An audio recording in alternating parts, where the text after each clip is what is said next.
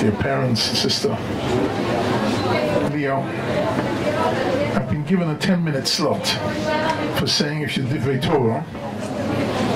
I'm going to spend 5 minutes on something slightly intellectual for the brain, and 5 minutes for the heart, for the feelings, because I think we all have to organize our mind and organize our heart, because it's a difficult situation. And I want to share with you some thoughts and some feelings. 5 minutes of thoughts. Start with what Rav Leo mentioned just recently, that Eov also speaks about Yeshev Alav Yedom, he's silent, and also what Rav Nissan spoke about a few minutes ago, Bnei Aaron, who died, Vayidom Aharon, and it's a very powerful silence. What didn't he say? What was not said? Vayidom Aharon means he created silence. A silence which is created means there is a lot behind it. What is behind this silence? What was not said? And what was not said by Aaron HaKohen or by Eov is why? Picking up his eyes to Hashem and screaming, why? That's what he didn't do. And I'll tell you why he didn't ask why. Because 2,300 years ago, there was a Greek philosopher that the Greeks are very long forgotten, but we haven't forgotten. Because he had a good question. And his name was Epicurus. And the question of Epicurus was the following. If God is omnipotent, he can do anything. And if God is omnibenevolent, that it means he's Rachum v'Chanun. And if God is omniscience, that means he knows everything. So how can there be suffering in the world? How can that be possible? He doesn't know about it? Impossible. He knows about it and he can't help? Impossible. Of course he can help. He's omnipotent. He knows about it and he can help, but he doesn't help. How can you say he's omnibenevolent? And he's Raham B'Chanan. These three don't work together. As a philosopher, a non-Jewish and non-religious philosopher, it's a tremendous question. But we leave it as a question of a goy. We always call this Epicurus question. It's not our question. And then we didn't ask this question. He didn't ask this question. Why?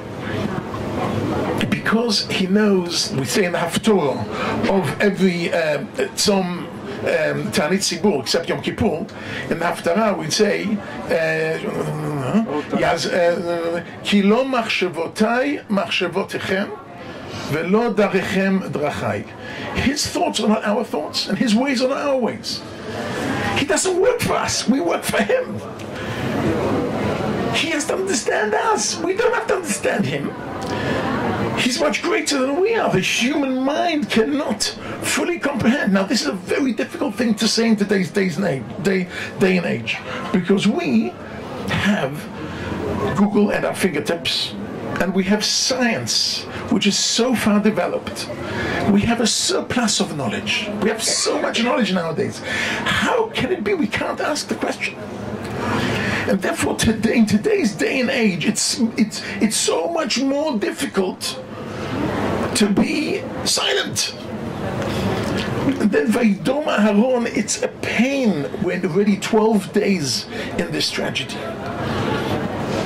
We're 12 days in this tragedy, and our brain is aching because we're silent. Because we're not asking this question. Because I was asked to talk about Eov, and Eov, the previous speaker ended off at chapter 13, and it ends actually at chapter 42. So I can't actually, in a nutshell, give you all these chapters. But this, I think this is the main idea, the power of silence. The power of silence. And that is what I wanted, a short thought I want to share with you. And then I want to talk about a short feeling I want to talk to you about. And it's a very difficult feeling. It's a difficult thing to talk about. And many people don't have the courage to talk about this, but I'm going to take the risk. It's called revenge. We all know the psukim. Lo tikom v'lo titor. We mustn't take the Jews. We mustn't take revenge. But the continuation of the pasuk is Lo tikom v'lo titor et bnei amecha. That means we cannot take revenge. We have to be united. If we have a dispute, we have a misunderstanding with another Jew, we cannot fight him. Rav Kook talks about a person making a salad, and with his knife, he cuts his left hand with his right hand. Does that mean the right hand will go and cut the other hand in retaliate? Doesn't make sense. We're one body. We're one people. Ish echad, bnei ish echad nachnu. We're all one. We all belong to one Father, and therefore retaliation in the Jewish world is completely out of question. But nekama b'goyim, but to take retaliation and take revenge in the goyim, we daven for it. However, we have to be very careful. First of all, I don't want anybody to think that I'm hinting that anything should be done against the law. We're not talking about anything against the law. But I want to share with you, briefly, what I tell my students when they come back from Poland, and they're teenagers, and they're filled with a sense of revenge because of what happened. In Poland, today's Yom HaShoah, and I'm going to say something terrible. The minute I heard about this, I thought of Yom HaShoah. Because they were not killed. These three angels were not killed, and they were not murdered. They were executed. They went back and shot them again. Jews being executed is something that belongs to Europe of 85 years ago. It doesn't belong to today in Israel. Therefore, it arouses an incredible amount of feeling of revenge. So where do we take these feelings? So I must tell you, when the three boys were murdered next to Alon Shvut, 9 years ago, so all these kochot, all these powers of revenge were funneled into building Oz v'Gaon, and tens of thousands of teenagers from around Israel came and took out all the garbage and built this beautiful park there. The day Ari Fuld was killed 4.5 years ago, they went up to the Eitam and cleared out the Eitam, and all these feelings of revenge went in a constructive way. I don't know who's taking the lead now. I don't know where these feelings of revenge are going to take the youth. I hope and I pray it'll only go in a constructive way.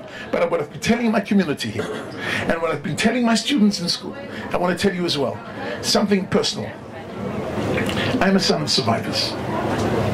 I'm called after my uncle who was killed in Auschwitz.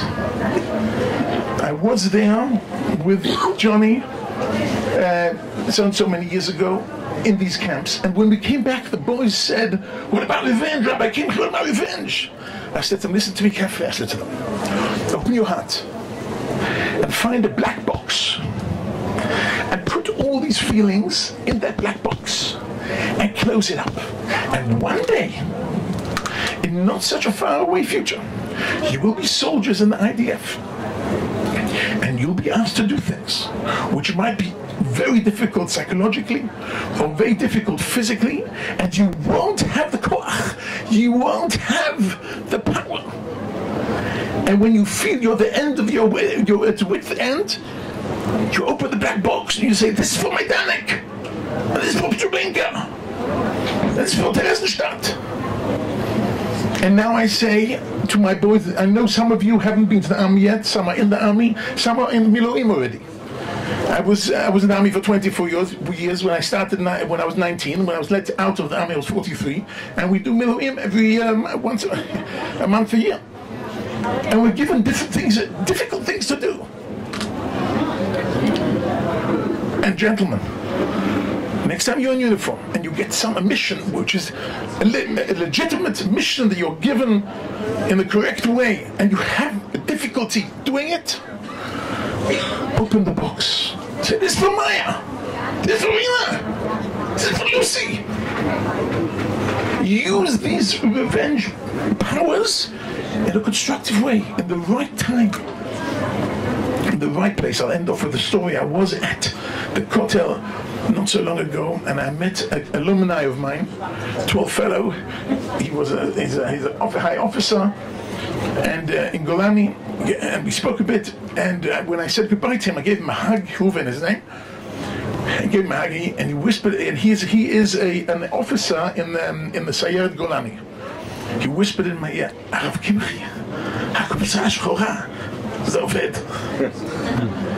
Rabbi say, it works. Ladies and gentlemen, Black box works. Ladies and gentlemen, we have to be careful, very careful, where these negative feelings go and where they lead us. Mitzvah Hashem, it'll only lead us to something constructive, like Osvigaon, like Eitam, like something constructive. All the Shiurim and all the Chasodim. I don't think you know of half of what's going on, Leo. It's Meshuggah. It's Meshuggah out there, not only in Israel, around the world. It has sparked off so many positive things. Mitzvah Hashem, like the end of Sefer Eov, he had 140 beautiful years at the end of his life. When his troubles were over, he had 140 beautiful years of success and reconstructing a family, etc. We're wishing you only all the best.